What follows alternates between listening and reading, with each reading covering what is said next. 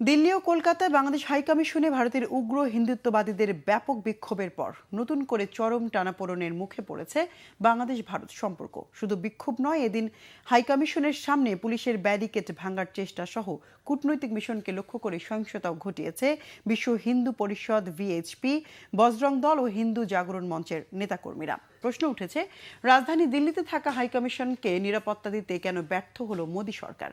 বিক্ষোভের বিষয়ে আগেই গোয়েন্দা সতর্কতা থাকা সত্ত্বেও কেন আন্তর্জাতিক আইন অনুযায়ী বিদেশি রাষ্ট্রের কূটনৈতিক মিশনের নিরাপত্তা নিশ্চিত করতে পারেনি তারা?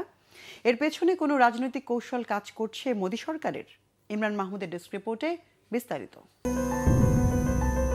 পলাতক প্রধানমন্ত্রী শেখ হাসিনা সহ বিগত সরকারের সাজাপ্রাপ্ত বিভিন্ন মন্ত্রী এমপিদের আশ্রয় দেয়া, গণমাধ্যমে বিভিন্ন ধরনের উস্কানি ও বিভ্রান্তিকর তথ্য ছড়ানো সহ নানান কারণে ৫ আগস্টের পর থেকে ভারত ও বাংলাদেশের সম্পর্কে আসে শীতল